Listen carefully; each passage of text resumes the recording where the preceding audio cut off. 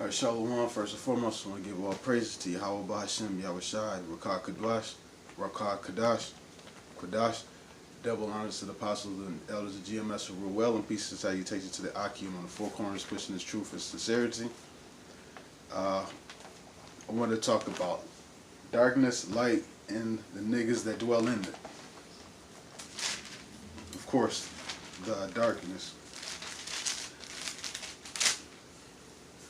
This is St. John chapter 3 and verse 20.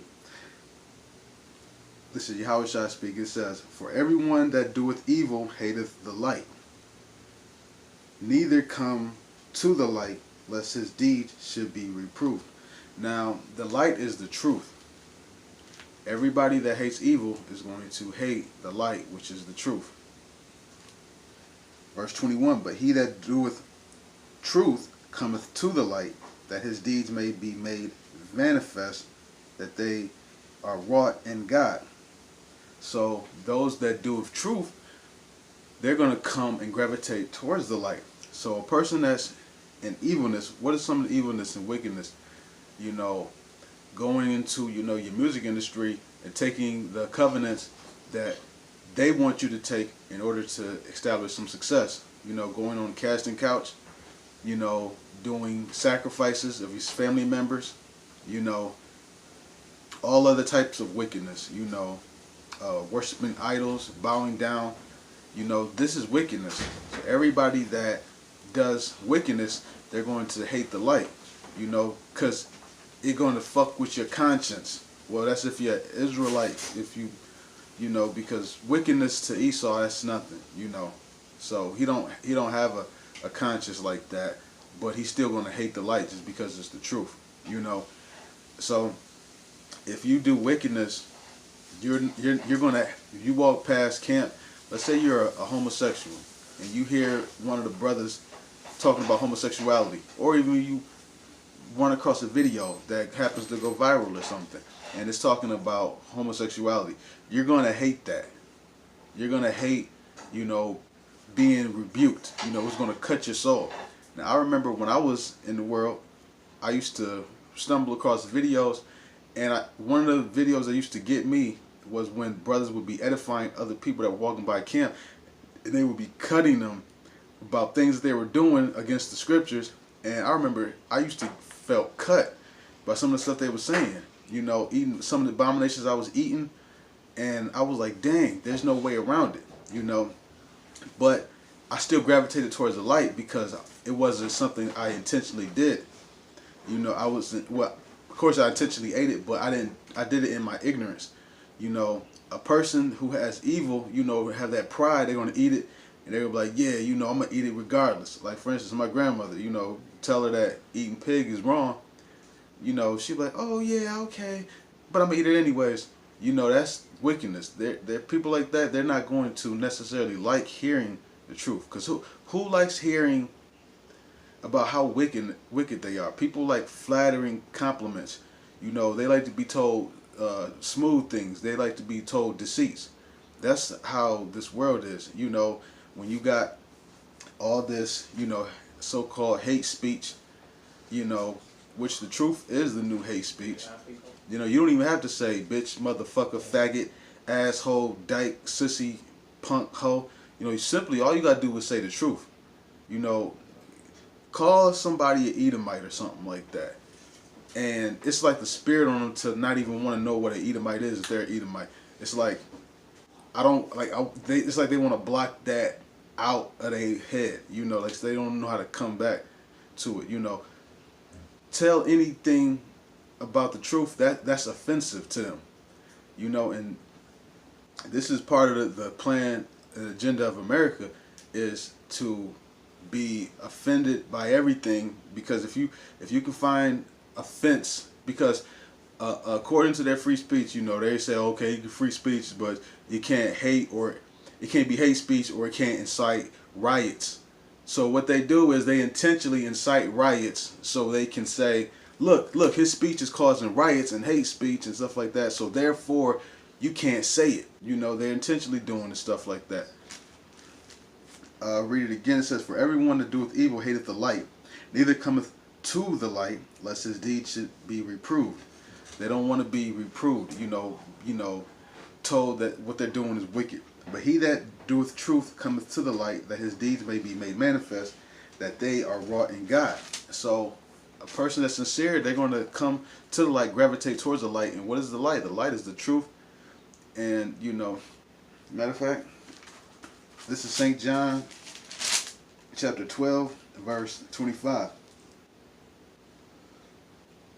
He that loveth his life shall lose it, and he that hateth his life in this world shall keep it unto life eternal. If any man serve me, let him follow me, and where I am, there shall also my servant be. So if you follow Yahushua, you're going to hate your life, ultimately knowing that so many Israelites are not going to wake up. They're going to get killed. They're going to get murdered. And on top of that, you're in captivity. There's nothing to really love about this life. Wisdom, Scripture says, wisdom make thy face to shine, but also says, Ecclesiastes 7:7, it says, surely oppression maketh a wise man mad. And now, what is wisdom? Wisdom is keeping the law, statutes, and commandments. So if you keep law, statutes, commandments, you'll gain wisdom. You gain wisdom, therefore you're going to be mad because you're going to realize that you're oppressed. As opposed to this world, who's all concerned about social media, Facebooks, likes, Instagrams, trying to build up a lot of followers so they can get advertisements, have advertisements pay them to post something for their product. They're concerned about the vain things of this world, as opposed to a person that's wise, understand that they're in captivity. They're concerned about setting their heart out towards getting out of this. A person that's a nigga in the world, they're in darkness, and they want to stay in darkness. They don't care about this truth. They're concerned about, how to be a nigga so they can get more Facebooks, likes, and things that go viral. Because this world is upside down, and the Most High doesn't like it. I'm gonna get Revelations as another witness. 12 and verse 11. And they overcame him by the blood of the Lamb and by the word of their testimony, and they loved not their lives unto death. So another scripture is talking about how they loved not their lives unto death. You literally hate your life. You hate what you go through. You hate that, your life is in doubt. That you're under the curses. But when you're in darkness, you can be as wicked as you want to be, because this kingdom belongs to Satan right now that we're in. Satan rewards you for being, a nigga. So you're going to be rewarded. You're going to love that life. Now, if you hate your life, chances are, if you're an Israelite, the Most High might be calling you. Scripture says many are called, but few are chosen. This is why we got to remain steadfast in this thing. But if you hate your life, that's part of the waking up. When I was in the world, I remember some days I would just wake up and I'm like, fuck, man, I hate this place. And I was just thinking about, I didn't have anybody to go to. And the Most High happened to bless us with this brotherhood, which is beautiful. But I remember myself man, I actually truly hate this place. I'll grab one more. This is St. John, verse 12 and verse 44. Yahushua cried and said, he that believeth on me, believeth not on me, but on him that sent me, which would be Yahweh, who sent Yahushua. And he that seeth me, seeth him that sent me. I am come a light into the world, and whosoever believeth on me should not abide in darkness. So somebody that abides in darkness, that right there is indication of a person that don't believe in Yahushua. You know how you look for traits and characteristics of a person that's a nigga, you certain things you look for if somebody's a fucking faggot, there's certain characteristics that you look for. You know, if they twitch, they got a lisp. There's certain characteristics you look for. A characteristic that you look for to see somebody, you know, loves the Most High is if they are like abiding in darkness. And when you become, you know, spiritual, you can be able to see things. You know, you can damn near see through somebody without them even opening their mouths. You can just know everything you need to know about the person, sometimes within a 20-minute, sometimes a 5-minute discussion, sometimes even less than that. Sometimes it could be a minute discussion, you know. So that type of wisdom, you know, helps you navigate through this world, because if you sincerely want to wake all Israelites up and wake them all out of darkness and thinking that, oh, I'm gonna just shine my light. Some people hate that light. You know, try shining the light on somebody that's asleep, you know, that's just got off of doing a 24-hour shift working straight. They're gonna hate that light. You know, not everybody likes light. You know, you might be gullible, how we all were, thinking, oh man, we're gonna, you know, teach everybody, wake everybody up, and they're gonna just love this new doctrine. No. Some people like abiding in darkness, and some people you just gotta leave them alone.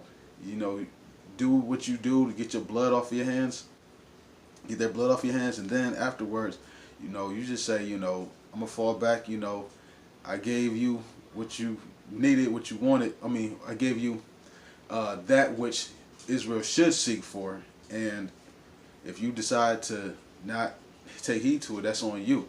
There's been plenty of times where I'm texting somebody at work or coworkers, and then all of a sudden I hit them with, you know, the Israelites are black video, and then the conversation just stops all of a sudden out of nowhere, you know. And hey, I did my portion. You know, they don't understand it. You know, they'll understand it in due time, but you know, it's going to be this walk thing is going to be filled with you realizing how many people love darkness, you know, because 1 Timothy 3:2.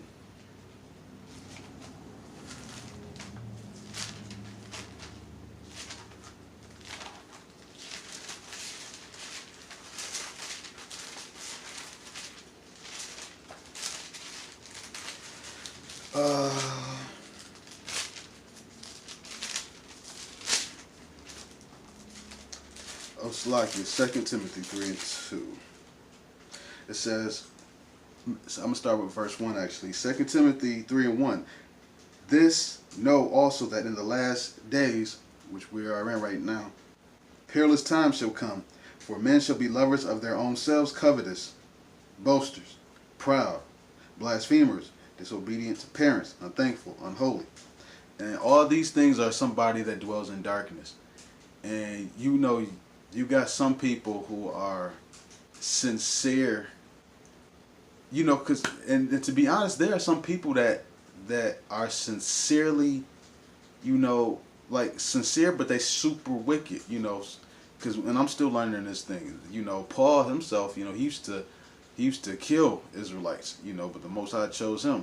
You know, the Most High can wake anybody up literally out of, you know, anything. You know, it's a light thing for the Most High to wake somebody up. There's going to be people that wake up in the last hour. There's going to be people that are part of the elect that you tell them, and it's not that their time to wake up. You know, I remember stumbling across the Israelite video. The first time I saw them, I didn't say, oh, this is the truth. Wow, I got to watch this. I was looking at it just to see them cuss out white people, and I thought it was just funny. You know, you're going to have people in the world that's like that, you know. And I'm not sure how I would respond if somebody would have sat down and really talked to me. And I don't believe I would have scoffed, but I would have believed that I wouldn't have just fell for anything. I would have been, you know, very, very, you know, trying to, you know, question it, debate it, you know. But you're going to have some people that, you know, might be a straight up scoffer demon. Then the Most High might just wake them up. And you'd be like, is that the same brother? That was, you know, you're going to have situations like that. And on that note, I want to say all praise to Yahweh B'Shem Yahweh Shai. Double lines to the apostles and elders who rule well. And peace and salutations to the Akim in the four corners. Shalom.